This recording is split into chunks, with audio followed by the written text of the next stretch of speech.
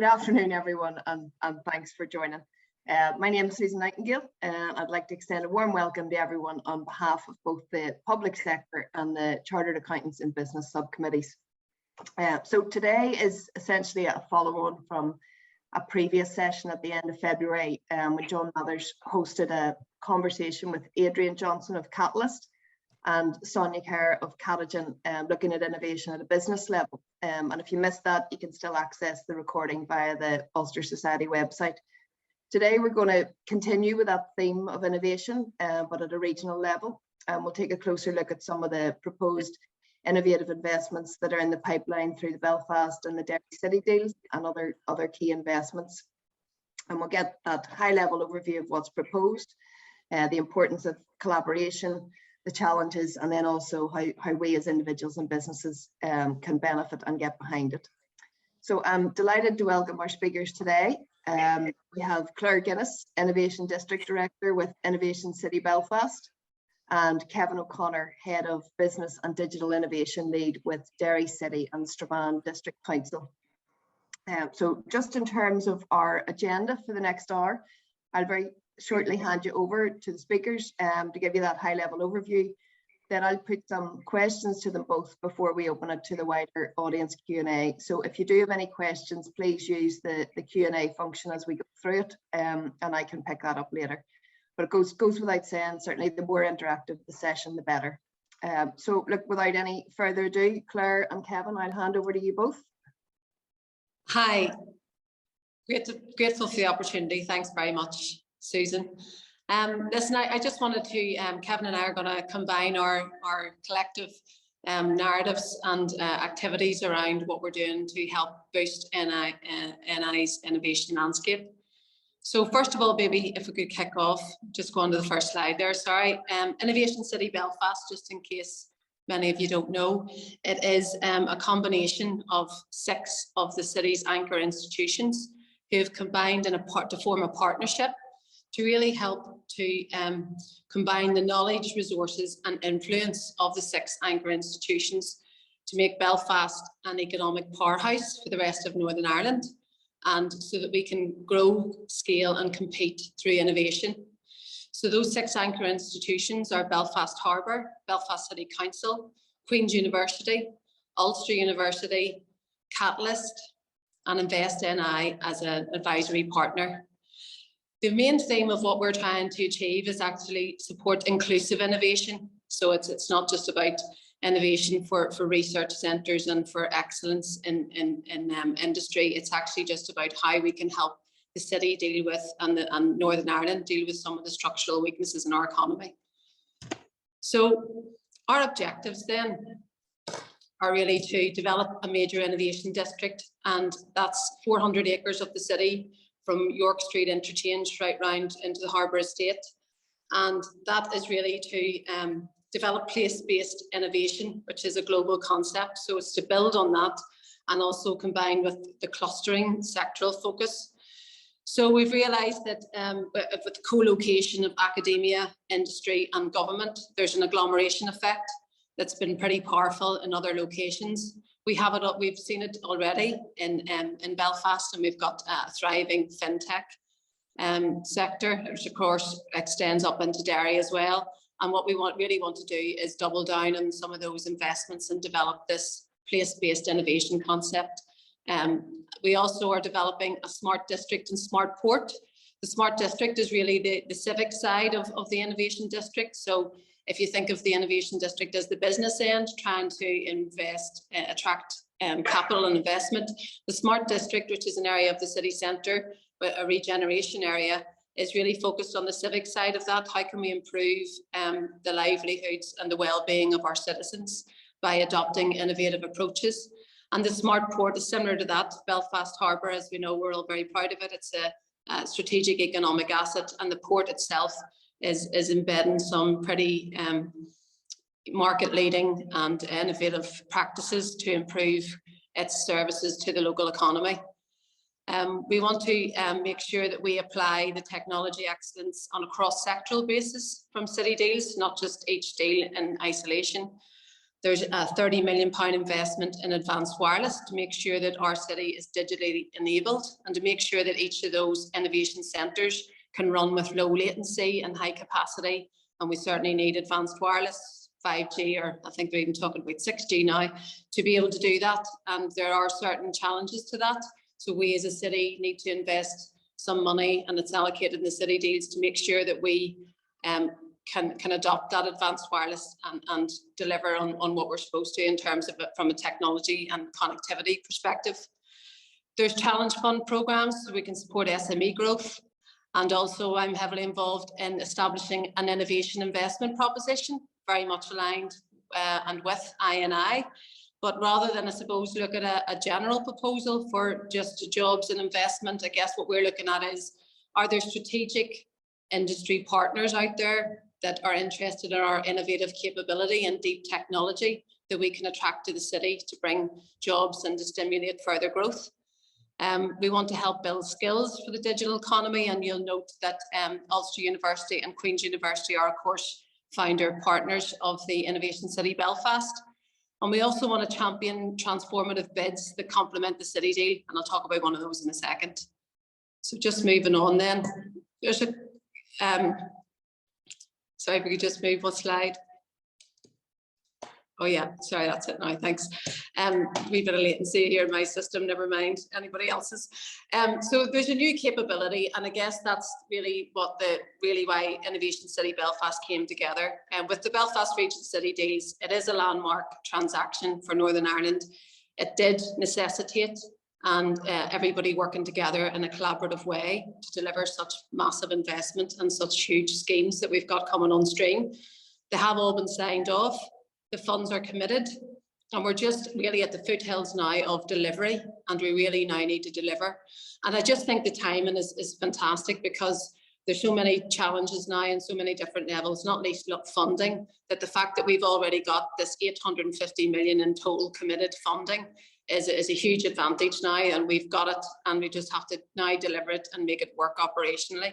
So 350 million in new centres of excellence in Belfast, which is really what we want to make sure that we maximise and leverage the benefits of those. And there's also other innovative assets beyond city deals, such as the probable, and I say probable, it's not quite there, but it is planned digital twin facility.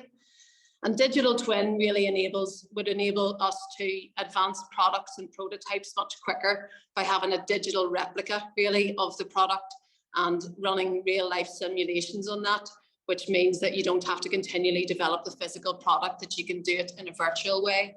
So that is a planned asset, again, close to the Innovation District and in the Harbour Estate. And we're hoping that that will come on stream and be signed off shortly. And the other one that we're looking at is a RegTech facility. That would be that Northern Ireland would be the regional champion for a national regulatory technology centre.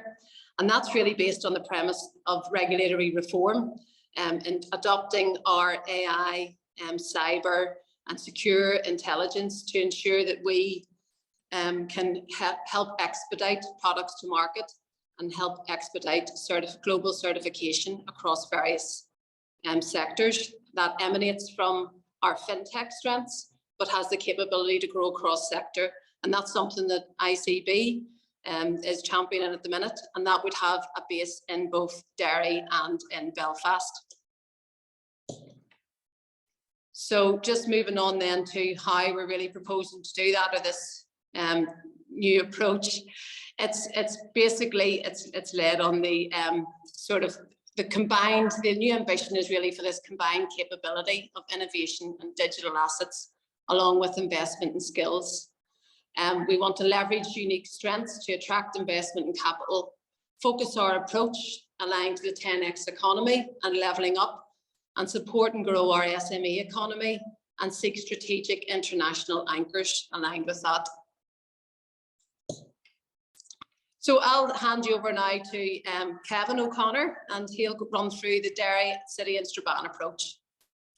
Thank you very much, Claire, and thanks very much to everyone for having me. It's an absolute delight to be here today. Having the opportunity to talk about Derry and Strabane, but also to talk about Derry and Strabane from a Northern Ireland basis, and really, from my perspective, it's actually one of the first opportunities that I've had, and we as a council have had in the last couple of years, to talk about what our contribution is as a city region to the wider Northern Ireland economy.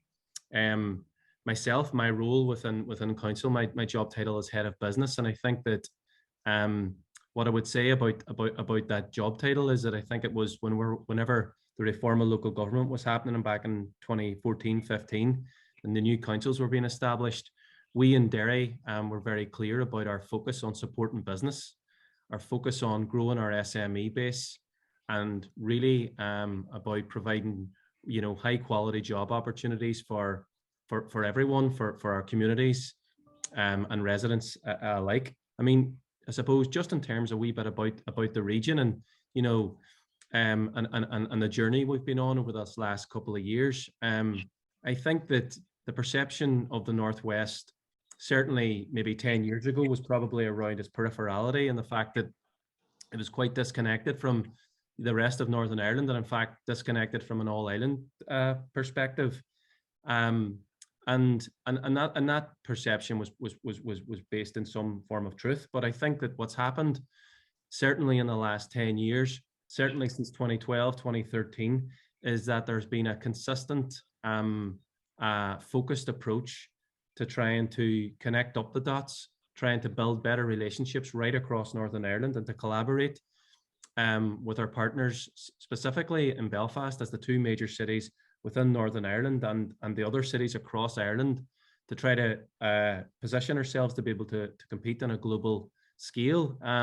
We in Derry have refocused our efforts around the city region, and looking at us as a strategic cross-border city region. We say that we're the only cross-border city region on the Highland of Ireland, and the only one that shares a border with the EU and the UK markets, and we feel that gives us a really competitive advantage.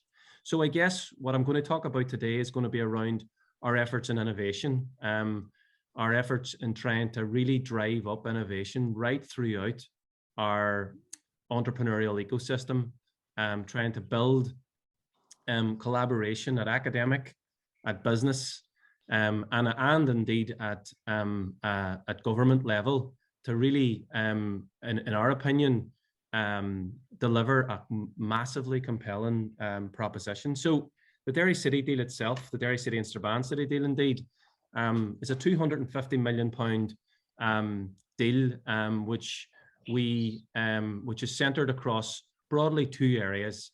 Number one, on innovation, digital and health, and about 100 million of the deal is within that theme. And then the other side of it is around regeneration, tourism and renewal. I spoke a wee bit at the start about how we have been on a journey here, and part of our journey is about placemaking and place shaping. Claire referred to this place-based economic development approach, and we're all bought into it here. We're all bought into the fact that each place within Northern Ireland, within the island of Ireland, and indeed right across the UK, has its own unique attributes.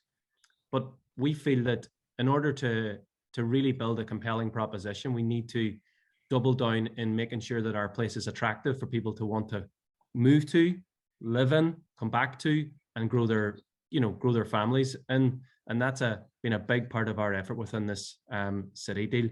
So if we just move to the next slide there. So just if we take the innovation, digital and health projects themselves.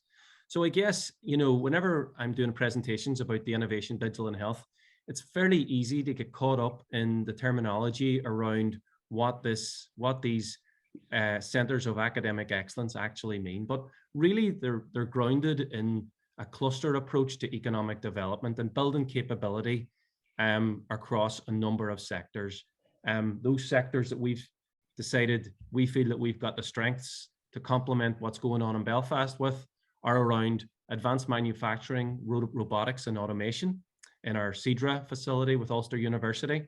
Our second competitive strength, and one that we've been working on probably since about 2008, is our personalised medicine centre based at CETRIC, which is based at the Altnagalvin Hospital. And actually, at the time, it was the CETRIC facility was a one of its kind, which basically combined academia, business, and clinicians all centered in one site, really working towards developing really world-leading, cutting-edge research and development within the life and health sciences sector.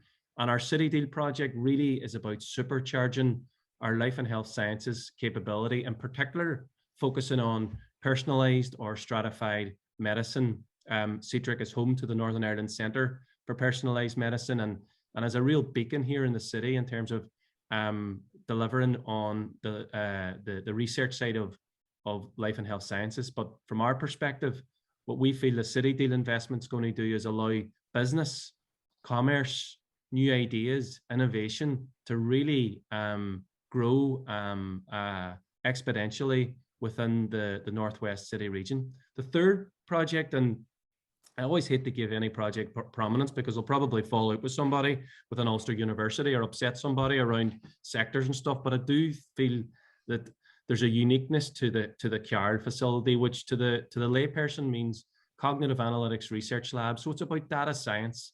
It's about building capability within that technology. And why do I sort of give it a bit more prominence? I suppose why I do is because I feel that the data science, that capability has the power to enable multiple sectors right across the Northern Ireland economy to compete on a global scale.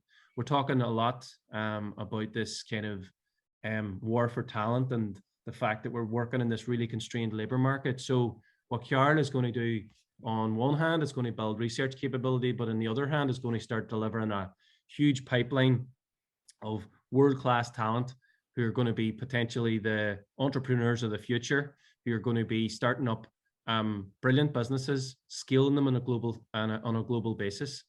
And the unique thing about CARL is that it's multi-centred. It's centred both in Derry and in Belfast. Clare referred to the GCERT proposal around RegTech and the fact that that's dual-centred. And I think that that's important, and it's a very important signal to the market, to people who are involved in the economy, that there is the potential in Northern Ireland to have a really well geographically distributed economy, driving forward real growth right across the country itself.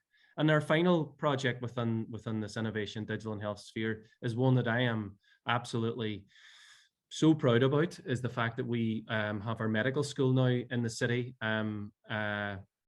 Derry has obviously over the years been very vocal in the need to grow its skills sector, to really grow its higher education, and for Ulster University to move forward with its plans to grow to about 10,000 students. And last year, the medical school opened in the city with a full intake, and and it's oversubscribed actually for the next couple of years.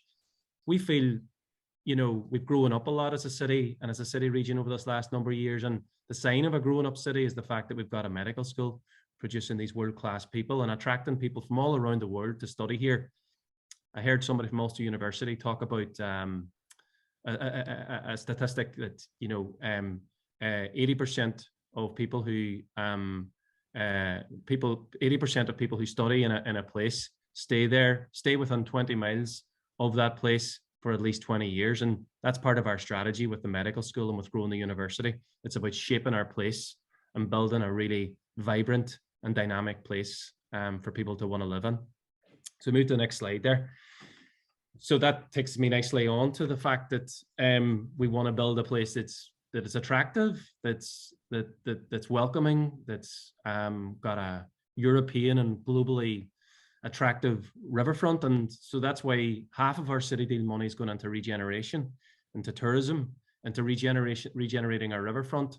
Many people who know the city would say that the Peace Bridge, which opened in 2012, was a real game changer for this place. It certainly was for me. It actually was the reason I moved home and bought a house about 10 minutes walk from that city, from that Peace Bridge. So what we're taking that to the next level. We're going to reconstruct our entire riverfront. We're going to be reducing car usage right within the city centre. trying to help contribute towards the net zero goal, trying to make the city more livable. We're going to bring the river closer to the city and open up our walled city to the river, in fact, to try to build real permeability, walkability, just to build that quality of life, so that when we do go on the world stage, when we do collaborate across Northern Ireland and talk about the place, we can actually talk with great confidence about how we attract people. The walled city is the jewel in the crown here locally and regionally, and obviously it's got great national prominence. International visitors were flocking here prior to COVID and starting to return now. So we want to take traffic out of that walled city and really make it into a world-class tourism destination. Strabane town, part of our council area, is about to go under its biggest single regeneration since its founding, actually restoring its natural beauty and building on its attributes as a major thriving town. We're focusing on education, health and leisure within Strabane town and really looking to regenerate that town centre. So what I would say is that from our perspective, I think that we see our role moving from a role of where we have had, challenges from an economic and activity and unemployment perspective to being more a net contributor to the Northern Ireland economy.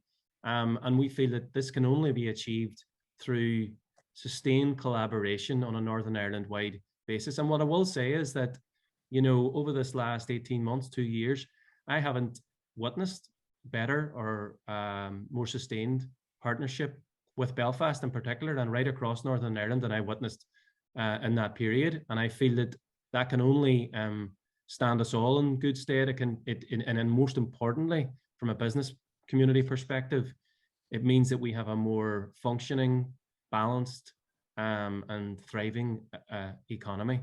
So I think I'm going to, if you want to move to the next slide, I think I'm maybe going to hand back over to Claire just to talk a bit more about how this balances out right across Northern Ireland from a research and development and academic excellence perspective, and also to demonstrate how what we're doing is joined up and it's part of what we feel is a very coherent strategy.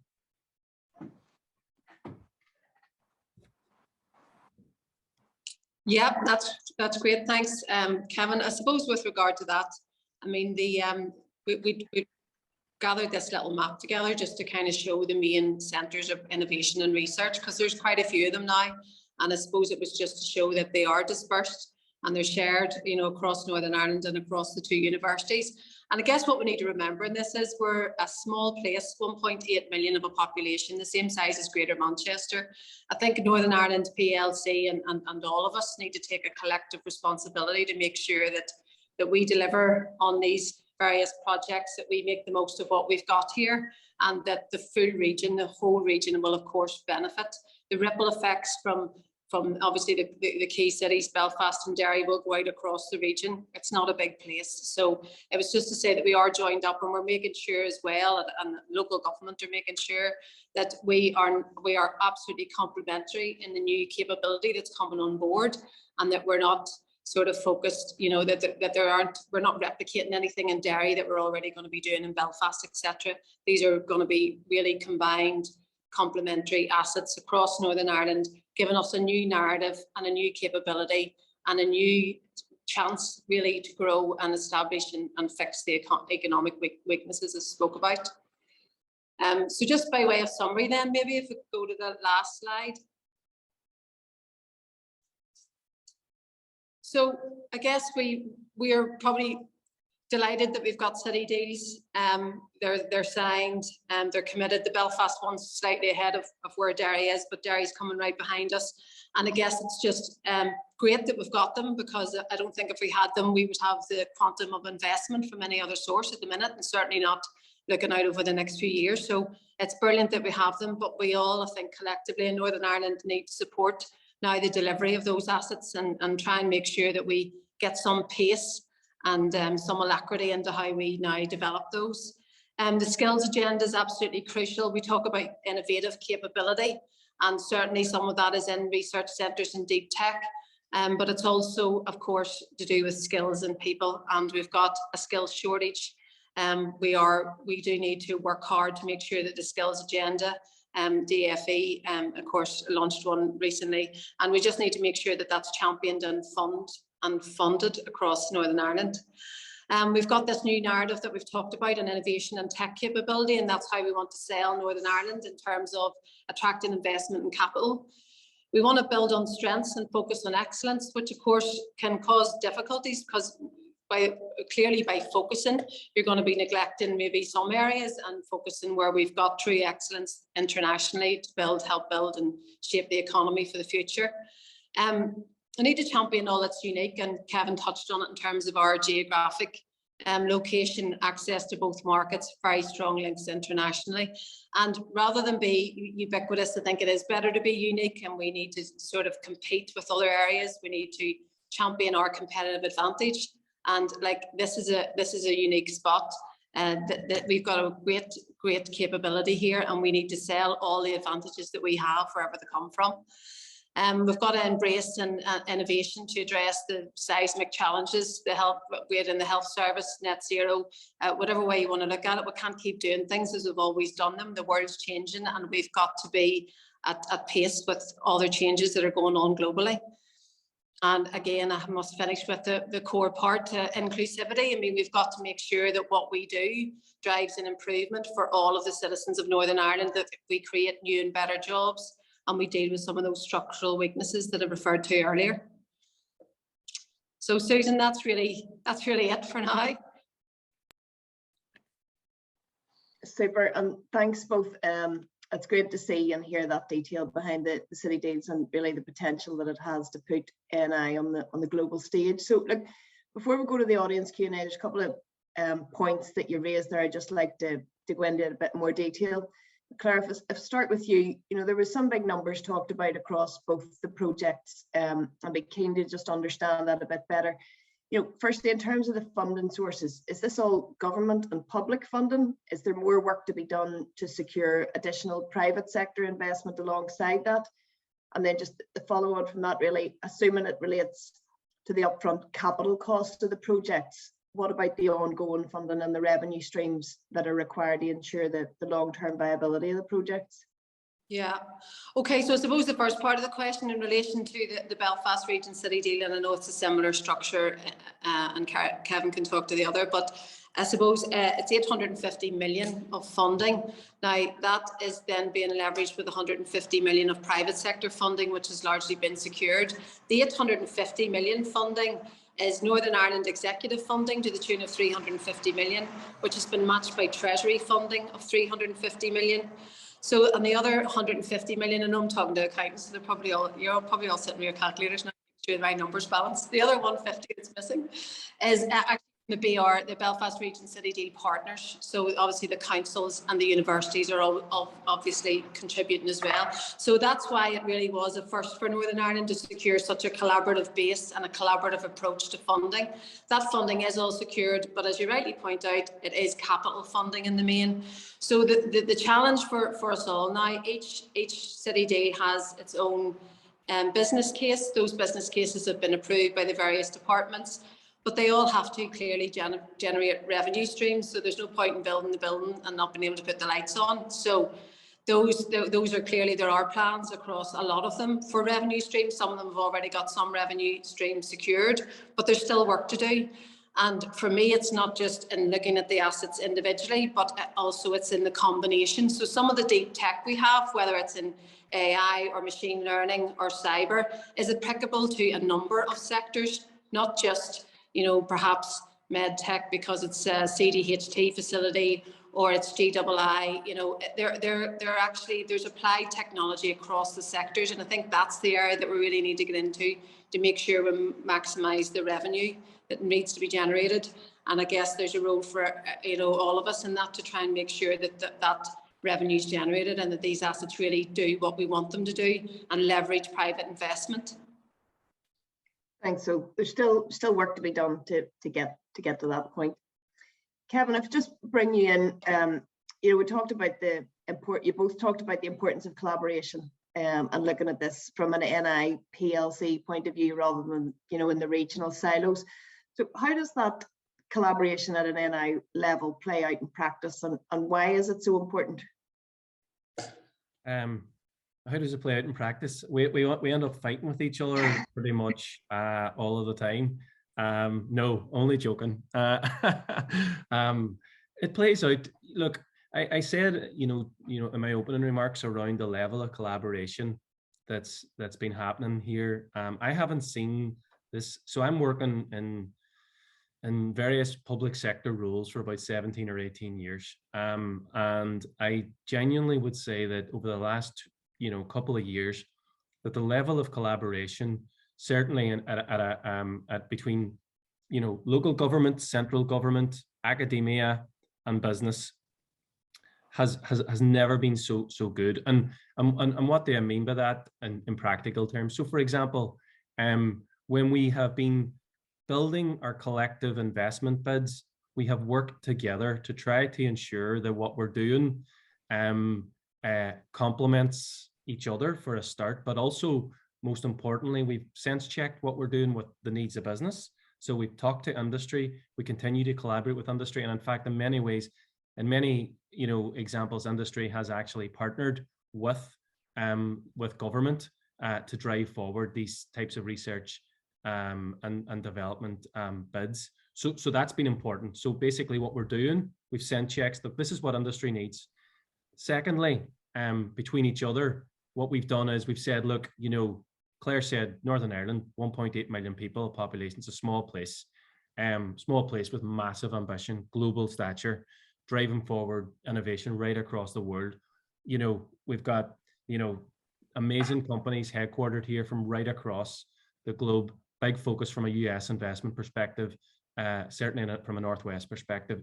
So what we've done is we've actually worked together to ensure that these bids really complement each other, and that we're not necessarily, you know, stepping on each other's toes, and making sure that we can add value collectively to the proposition. And I suppose the final thing I would say about that collaboration and partnership practically, like Claire and I both sit on a weekly call called, I think it's called the Leveling Up group.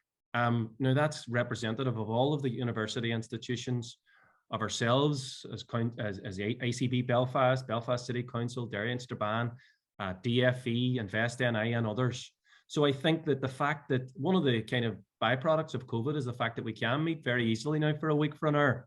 And that, for me, actually, you know, has the ability to try to speed up decision-making, increase ideation, build projects. And when you think about what's going on from a GCERT perspective, and the fact that you've got this massive ambition going into the UK Treasury to establish Northern Ireland as the RegTech capital, for me, that's the most salient, practical, sensible demonstration of collaboration in action that I can think of.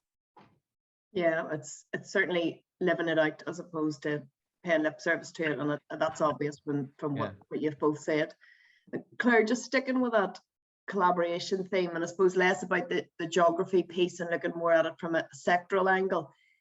What's the importance or the value add in terms of the public and private sector collaboration when you're looking at projects of this magnitude?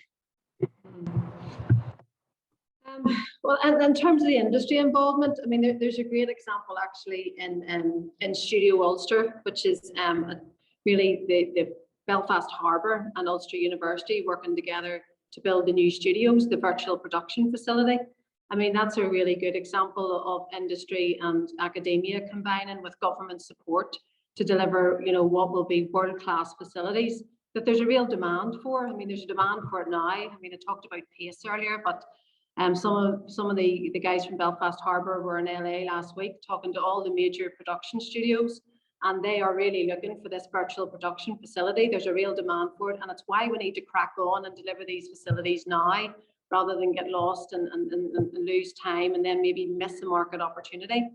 But also in terms of the GCERT bid, which is the Global Secure Intelligent Regulatory Technology. God, I just about got there. Anyway, well done. That was brilliant. it's the RegTech facility, that Kevin was talking about, and I've been talking on it too, and we're working on it jointly. I mean, if you look at that, when we looked at what Belfast was really, and Northern Ireland's real deep capability, one of our best sectors is fintech. And, you know, fintech has got some brilliant international players in it, the likes of Citi and Allstate and Liberty, IT, etc.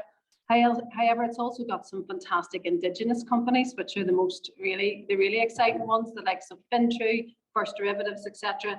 And I guess when we looked at and said we combined with industry and said, look, what could we do here in Northern Ireland that would make a difference? It started with Fintrue and fintech. In terms of Fintrue saying, look, we'll put our weight behind this. We want this centre to be developed in Northern Ireland. You know, we've established 2,000 staff here in a couple of different locations now, and we want to continue to grow. And they see the need for regulatory reform. They see the need for a more systematic tech approach to how we deal with regulatory challenges. So they put their sort of weight behind it. And then we went further on out to other sectors, the likes of Thomson's Aero Seats.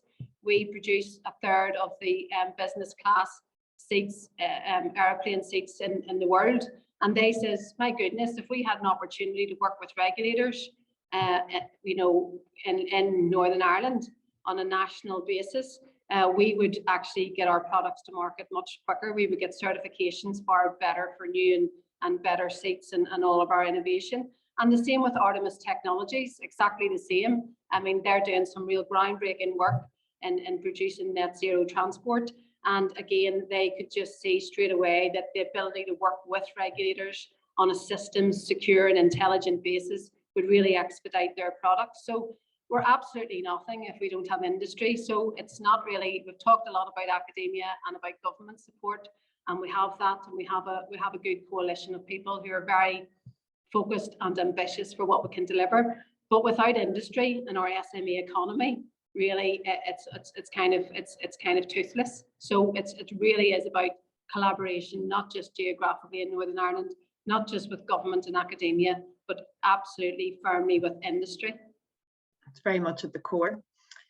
And look, we've talked quite a bit about, you know, the positives and terms of that collaboration piece and the wider benefit, but you know, I think it's fair to say these things don't come without their challenges, and there's two I'd like to kind of, that you both mentioned in the presentation, I'd like to pick up on.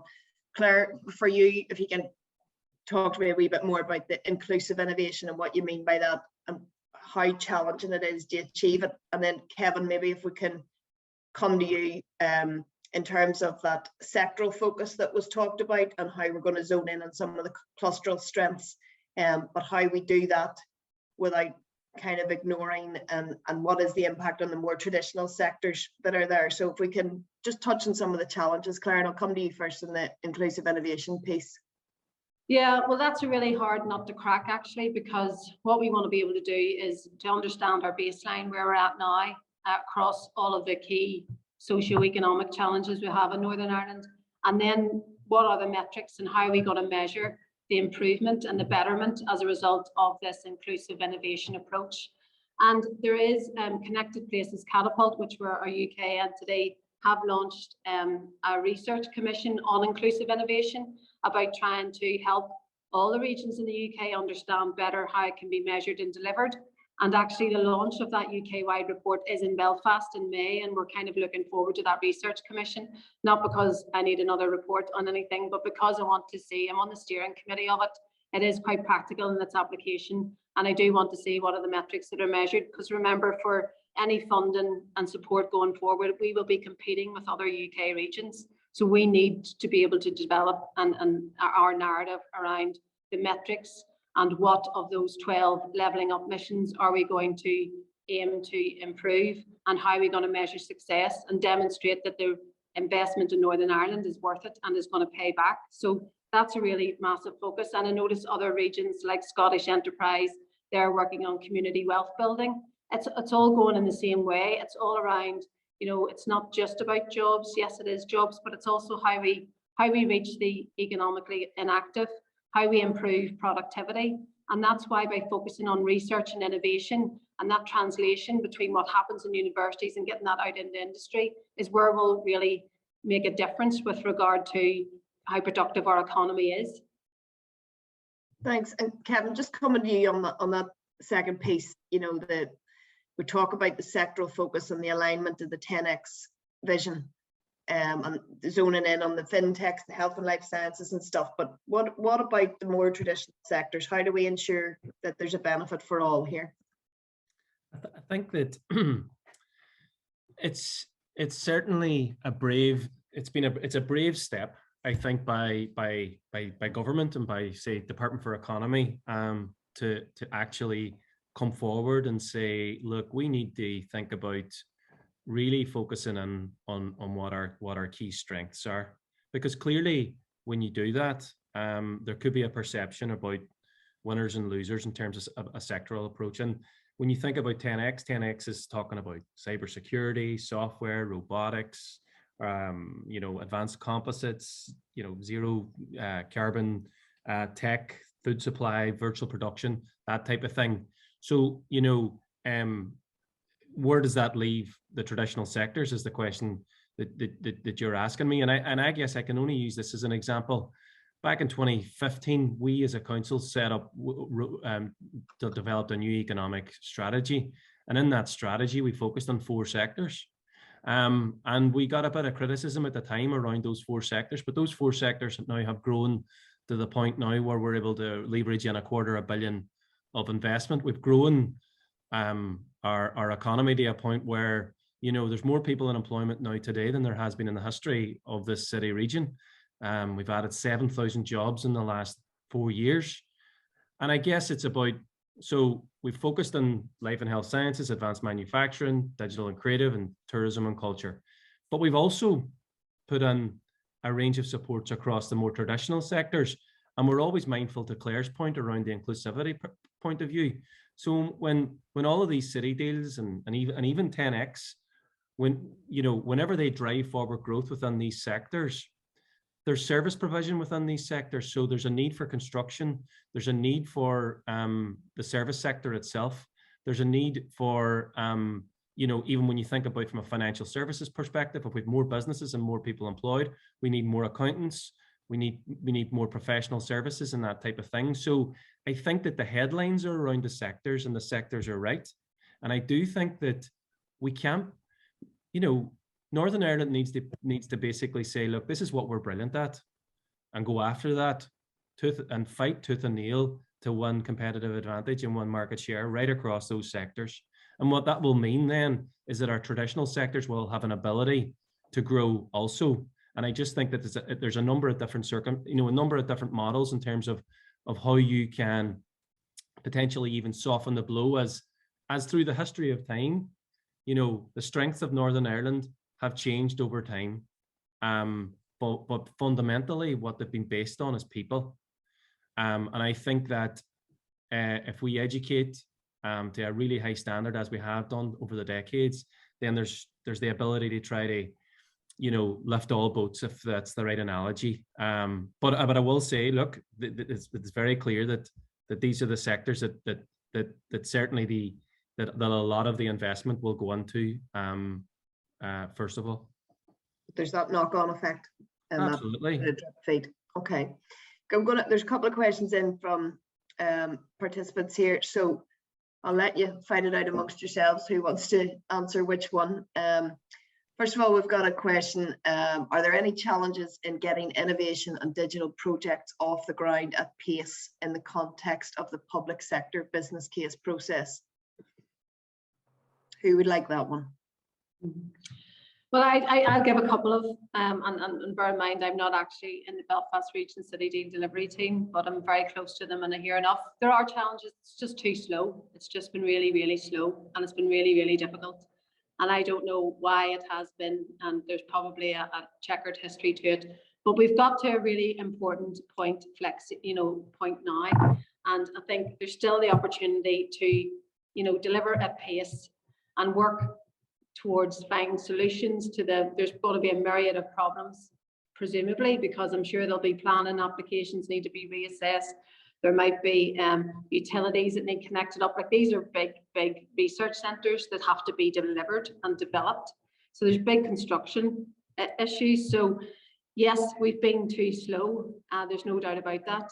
And so that's one of our challenges now, is that unless we pick up the pace and we deliver these centres, we'll miss the market opportunity and we'll not be in a position to leverage on our strengths because somebody else will do it. Like if we don't produce that, you know, virtual production facility for the American market, somebody else will. It's just we happen to have an advantage at the moment because thanks to the wonderful research and innovation, we've got a step ahead there. But you know, if you're slow to move, you lose it. It's as simple as that. So there has been issues, and I think the pace really does. It's incumbent on all of us collectively as NIPLC to please pick up the pace and find solutions to problems and make these deals, delivery of these deals, a priority. Yeah, I think awareness that it's an issue is one of the key bits, and then you got to drive that forward. Kevin, by default, you're getting question number 2. Is there a risk of failure for some of these projects, and how do you think the government will react to this? Is there an acceptance failure could happen? I can't believe I got that question. Is there an acceptance that failure might happen? So obviously through this sort of... Well, is there a risk of failure? Oh, there's always I mean, look, the nature of entrepreneurialism and the nature of innovation is that that certainly in business people who work in business will obviously understand that failure isn't a bad thing. You know, I don't even know what the saying is, but there's definitely a saying about failing fast and starting all over again. So, you know, from a business perspective, depending on the level of investment, you have to you know, work out what's the risk to benefit ratio and take a punt on that. I think that, you know, the ability, what's going to determine success in these projects from my perspective, and this is a personal view, is going to be around the industry engagement and the commercialization potential, and how we get making sure, first of all, we've got product market fit. So basically whatever products that are being driven out of this innovation, there's a market for them. So I think that we need to ensure that. We need to ensure that to date we've had great engagement from industry, but that continues and actually builds, because there's always the potential that projects, you know, go down a kind of rabbit hole of, you know, pure research for research's sake. So what we need to ensure is that, you know, that the research has got that commercial application. And how do you do that? You get industry in there from day one, and that's been done to date. So I think that certainly has de-risked it. But I would be a fool to say that, look, this is 100%, you know, copper fastened, guaranteed. I think what it needs is everybody putting their shoulder to the wheel collectively right across Northern Ireland, across business, academia, government, you know, to try to make sure that this happens. And I personally believe that at departmental level, at government level, we've got a very open and willing set of civil servants who are really keen to make sure that this happens. That's my experience of it anyway, Susan. No, and if I could just add something to that, if that's okay, but you know, it's interesting, the whole point about risk, and I think generally in Northern Ireland, you know, certainly there's a lot, you know, we're a bit risk averse, and I think where we need to be is risk aware, not risk averse. So of course there's a fear of failure, and of course nobody wants it to fail. There's been an awful lot of work and diligence done on the government side and by the project leaders. And everybody and people have put their money, you know, into this. So it's not as if they've got no commitment. This is not a grant or anything like that. This is proper investment in the economy.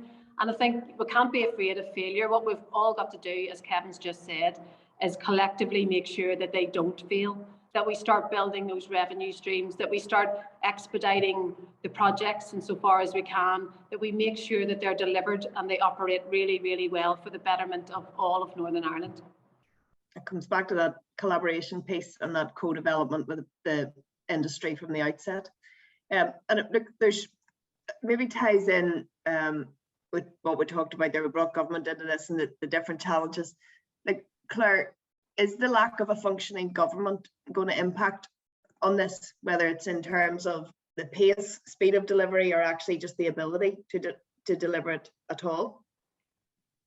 It's bound to. It will have, of course, it will have. I suppose what I would say, and that is that, you know, at least with relation to the Belfast region city deals, the money is approved and it's ready to go. So that won't stop the money, and those projects are on a they're slightly ahead of the others, as we've said. But at the same time, if you look at that, like I'm working with Invest in at the minute to develop a new innovation investment proposal to attract investment to the city that's strategic in the sense that they're coming here because of our capability, and that's digital capability, tech capability, and of course skills and people. And we're wanting to change that narrative, and I just don't think it helps us internationally at all that we don't have a functioning government. But I'm going to say to you that actually, despite them, we have to crack on anyway. So it'd be brilliant if the politics and the political leaders were behind us and with us and at the table fighting for us. But if they're not, we've got to go and do it anyway. And I think back to that collaboration point, you know, look at the key institutions in Northern Ireland all coming together now. Look at the business leadership that's been shown. This is a very different place than what it was 10 years ago.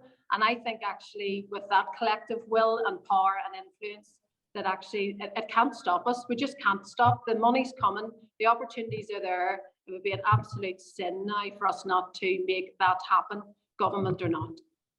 Yeah, no, that's fair answer. Just there's a question in the chat there, and whether either of you are in a position to answer this, I'm not sure. Just in terms of progress for the Newry city deal, we're being asked, is that as far advanced as Belfast and Derry, and is there focus on creating jobs? I can't speak to it specifically. I know that Newry were obviously part of the Belfast region city deal because it includes Newry and then a different guise. When I was in Warren Point Harbour, I was certainly very much behind the Southern Relief Road in that regard. It'll be behind. Belfast is out first. I'd say, Kevin, would you be running about sort of, I don't know, 6 or 9 months behind us maybe? Yeah, but probably about 12 months. Yeah, so it's behind that again. And so, as I said, these timescales, we would love to quash them and squash them, but we need pace, innovative approach actually by all of us to make sure we get past any challenges. But it'll certainly, all of these deals are predicated on delivering new and better jobs for the economy. So I'm sure that's a feature of the Newry deal, although I can't speak to it specifically. Okay, look, we have a few minutes left, so maybe throw one more question at each of you. Kevin, come to you first. If we fast forward 10 years on this, what does success look like, and how will we be measuring the outcomes and the impacts? So, I mean, there's very clearly defined metrics around, you know, jobs and GVA and growth. And what I would say is that when you think about and I'm going to speak at a Northern Ireland level, you know, from a financial services perspective, we want to see 11,000 more people working within that sector in 10 years' time. From a digital, ICT and creative industries, we feel that there's a potential for another 25,000 people working within that sector. And then from a life and health sciences point of view, we think that we can grow that sector by at least 3,000. So those are clearly defined in terms of jobs. And then there will be appropriate GVA at a Northern Ireland level. From a Derry and Strabane perspective, we've done our economic model, and we've used the Ulster University Economic Policy Centre to try to model up, you know, what the potential, you know, impacts could be. And we feel that, you know, that our city deal has the potential for sure to deliver at least 7,000 new jobs. And for a focus for us is that at least 70% of those will be filled by residents of the region. In points and pence, we want to add an additional £230 million annually in GVA to the economy. And crucially, we feel that these investments in innovation and regeneration have the ability to bring in about £126 million in additional salaries and wages.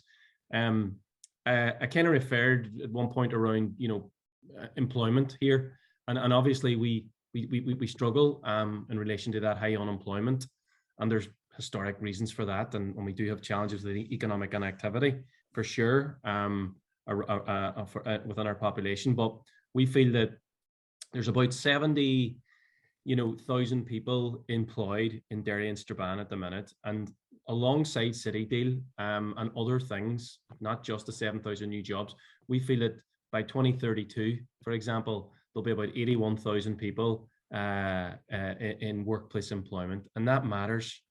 And it really is fundamental for any place that people have that ability to access well-paid employment. And it's a focus for us.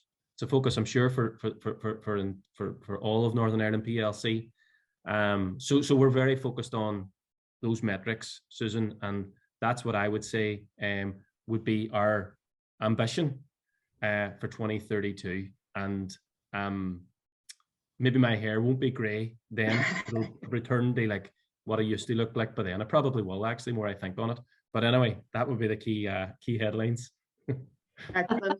Hey, Susan, just on that one, I think the big thing is as well to add to that is that we've got to stop operating in the red. Northern Ireland, you know, we're continually in deficit. We're continually relying on subsidies and handouts and everything else, and we've got to start positively generating our own cash flow and our own income as Northern Ireland PLC, as if it was a company. We've got to be more self-sustaining, and unless we start to address, you know, by, you know, having sort of the cities, growth cities, by more of our students staying here than going away, by attracting people to come and live here, by building thriving communities.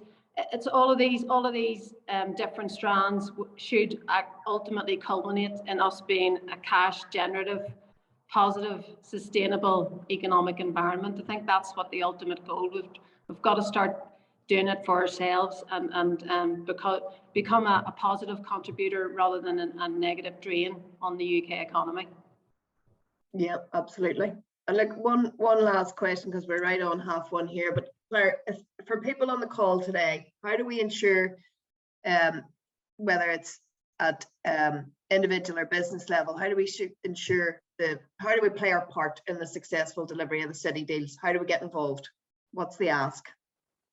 Yeah, okay. Well, the ask, I suppose I don't know what perspective anybody comes from, but no matter what perspective you come from, if you are on the periphery of or interested in, whether you're an industry partner interested in some of the innovative capability, whether you're in an SME that you know even right now that trades well will have to embrace digitisation and innovation, or whether you're in a government department somewhere that's on the periphery of, or maybe looking at some of those you know, government asks and working with us to deliver them. We've all just got to do whatever we can to help these. So the funding's approved, but there's a long, difficult road to delivery, and we've got to deliver at pace. And this is a small place, and there's real advantages to that. We've got some fantastic excellence, research and capability and overall opportunity here. And really what I would say is, in whatever guise you're in, either get involved with city deals, back city deals, or help them through delivery, please. Excellent. Well, look, I think we'll leave it there, and I just want a massive thanks to you both. It's been a really, really informative and inspiring session, so thank you. And despite the technical difficulties behind the scenes, Claire, before everything has gone very smoothly. So look, thank you both, and we'll leave it there. Thanks, everybody.